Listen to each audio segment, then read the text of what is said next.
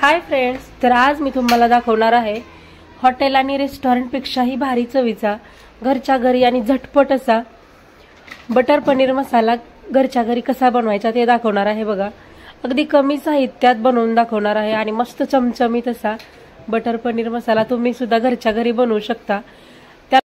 त्यासाठी तुम्हाला दुसरं काही ॲड साहित्य सुद्धा वापरायची गरज नाही, अगदी घरच्या साहित्यापासून बनवू शकता। आणि बघा, मस्त चमचमीत असा तयार होतो। कधी कधी असं होतं ना की बाहेर हॉटेलला वगैरे जायची इच्छा होते पण जायला टाइम वगैरे नसतो किंवा काहीतरी होतं, त्यामुळे बघा तुम्ही घरच्या घरी झटपट असा हा बटर पनीर मसाला बनवू शकता। बघा, तर बघा, बटर पनीर मसाला बनवण्यासाठी पहिल्यांदा तर इथं मी घेतलंय 250 ग्रॅम फ्रेश पनीर घेतलंय। बघा, हे पनीर मी डेअरीतून आणलेलं आहे। तुम्हाला हवं असेल तर तुम्ही पनीर घरच्या घरी सुद्धा बनवू शकता। जर तुम्हाला घरच्या घरी पनीर कसं बनवायचं त्याची रेसिपी हवी असेल तर मला कमेंटमध्ये सांगा, मी तुम्हाला घरच्या घरी पनीर कसं बनवायचं त्याचा सुद्धा व्हिडिओ देईन। बघा, तर इथं पनीर मी छान छोटे छोटे त्याच्या क्यूब्स करून घेतल्यात आणि त्यासोबतच बघा मी 10 ते 15 काजू घेतलेत। ते काजू मी पाण्यामध्ये बघा 15 ते 20 मिनिटांसाठी भिजवून ठेवले होते। आणि त्यासोबतच इथं मी 2 मोठ्या आकाराचे कांदे बघा छोट्या फोडी करून घेतल्यात आणि त्यासोबत एक मोठ्या आकाराचा टोमॅटो त्याची देखील मी फोडी करून घेतल्यात। आणि त्यासोबतच बघा 4 ते 5 लसणाच्या पाकळ्या आणि थोडा आल्याचा तुकडा घेतलाय। आता पहिल्यांदा तर बघा मी गॅसवरती कढई गरम करायला ठेवली। कढई छान गरम झाली की यामध्ये बघा मी थोडंसं तूप आणि त्यासोबत थोडं तेल घातलेलं आहे। म्हणजे मी तेल आणि तूप दोन्ही यूज करून इथं बटर पनीर मसाला बनवतीये। तुम्हाला हवं असेल तर तुम्ही फक्त तेलात बनवू शकता किंवा तुपात देखील बनवू शकता। बघा, आता बघा यामध्ये मी पनीरच्या ज्या छोट्या आकारात क्यूब्स केल्या होत्या त्या मी या तुपामध्ये आणि तेलामध्ये छान असं शॅलो फ्राय करून घेणार आहे। जास्त काय फ्राय करायचं नाही, 1 ते 2 मिनिटांसाठी मीडियम गॅसवरती हलक्या हाताने छान असं फ्राय करून घ्यायचं। बघा, तुम्हाला हवं असेल तर तुम्ही या पनीरच्या क्यूब्स फ्राय करून घेऊ शकता किंवा असंच जरी तुम्ही पनीर वापरलं तरीही चालतं। न फ्राय करता सुद्धा पनीर यूज केलं तरी सुद्धा भाजी खरंच खूप सुंदर होते। पण मी इथं अगदी 1 ते 2 मिनिटांसाठी छान असं हे शॅलो फ्राय करून घेणार आहे। बघा, मस्त पनीर 1 ते 2 मिनिटापुरतं मी मीडियम गॅसवरती छान फ्राय करून घेणार।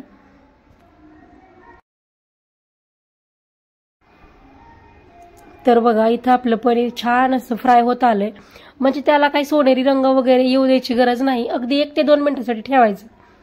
तर बघा 1 ते 2 मिनिटानंतर हे पनीर मी एका प्लेटामध्ये काढून घेतेय। बघा, आणि आता त्यामध्येच बघा जे आपलं तेल आणि तूप होतं त्यामध्येच बघा मी कट केलेला कांदा आणि टोमॅटो घालून घेणार आहे। कांदा आणि टोमॅटो मी छान असा हलकासा सोनेरी रंग येईपर्यंत फ्राय करून घेणार आहे। बघा, तर बघा 1 ते 2 मिनिटांसाठी मी कांदा फुल गॅसवरती आणि त्यानंतर बघा अगदी मीडियम गॅस करून मी कांदा आणि टोमॅटो छान फ्राय करून घेणार आहे। त्यासोबतच यामध्ये मी लसूण आणि आलं देखील घातलेलं आहे। तर बघा कांदा टोमॅटो लवकर फ्राय व्हावं यासाठी बघा यामध्ये मी अगदी चिमूटभर मीठ टाकून घेणार आहे। यामध्ये मीठ टाकल्यामुळे काय होतं बघा, आपला टोमॅटो छान आणि लवकर फ्राय होतो। तर इथं बघा आपला कांदा टोमॅटो छान फ्राय झालेला आहे, मस्त हलकासा सोनेरी रंग आलेला आहे।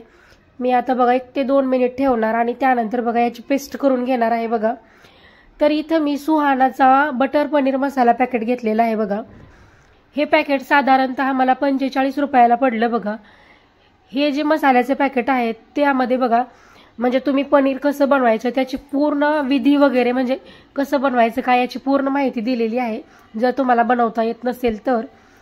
तर बघा हे मसाल्याचं पॅकेट मी पहिल्यांदा यातला मसाला एका बाउलमध्ये काढून घेणार आहे आणि यामध्ये बघा मी थोडंसं फ्रेश दूध घालून याला छान असं मिक्स करून घेणार आहे।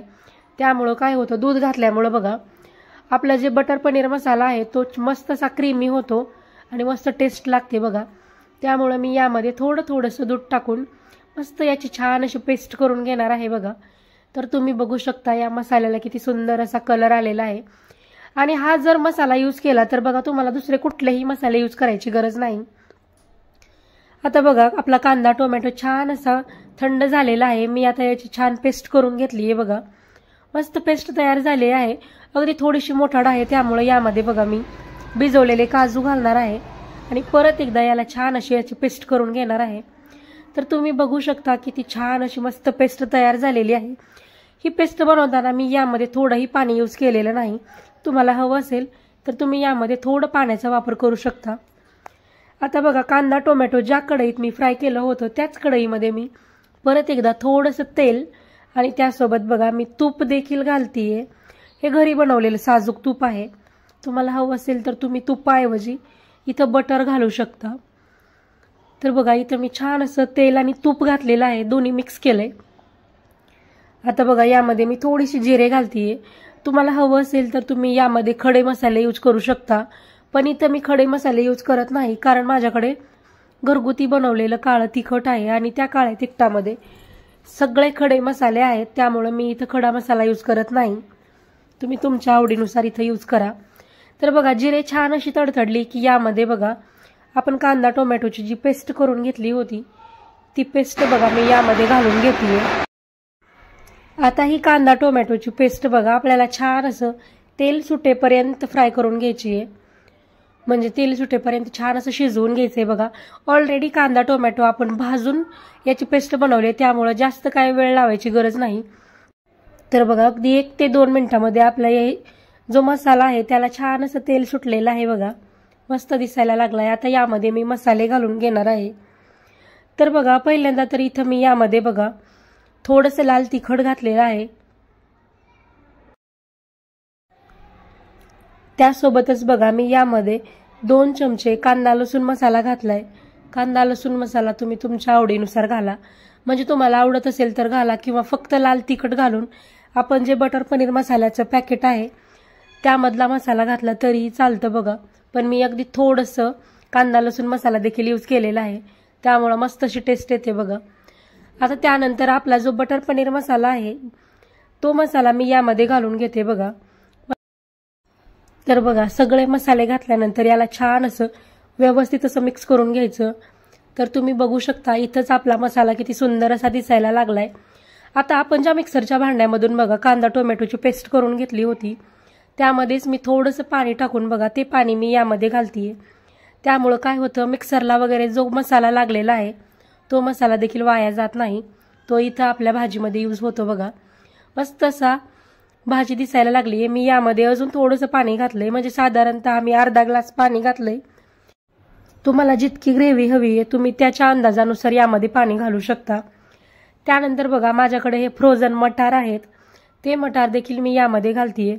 तुमच्याकडे जर फ्रेश मटार असेल तर तुम्ही तो यूज करू शकता.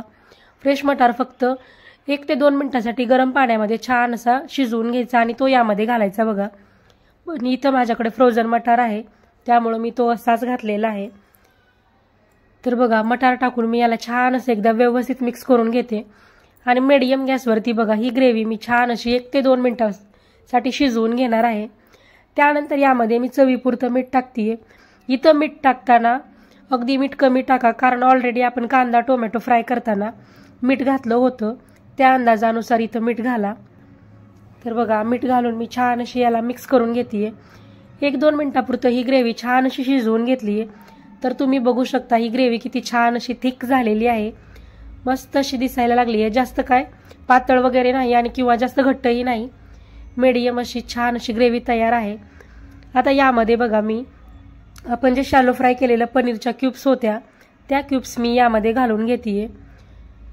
तर बघा यामध्ये पनीर घालून याला छान असं हलक्या हाताने व्यवस्थित असं मिक्स करून घ्यायचं.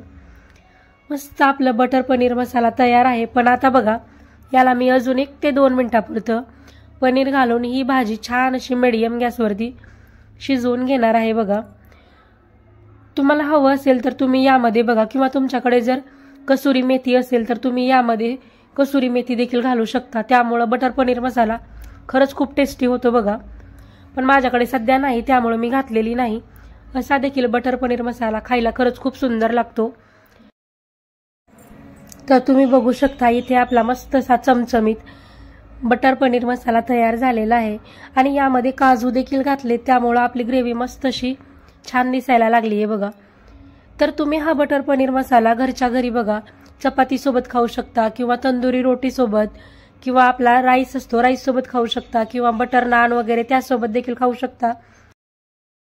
तर तुम्हाला हा बटर पनीर मसाला कसा वाटला ते मला कमेंटमध्ये नक्की सांगा. आणि ही आपली बटर पनीर मसाल्याची रेसिपी घरी एकदा नक्की ट्राय करून बघा. ते तुम्हाला हवं असेल तर तुम्ही यावरती फ्रेश कोथिंबीर घाला, किंवा असंच जरी खाल्ली तरी चालेल बघा. आणि तुम्हाला आजची ही रेसिपी कशी वाटली कमेंटमध्ये नक्की सांगा. व्हिडिओ आवडला असेल तर व्हिडिओला लाईक करा, शेअर करा आणि अशाच पद्धतीच्या नवनवीन रेसिपी व्हिडिओ पाहण्यासाठी आपल्या चॅनेलला नक्की सबस्क्राईब करून घ्या. भेटूयात परत एकदा नवीन व्हिडिओमध्ये. तोपर्यंत बाय बाय.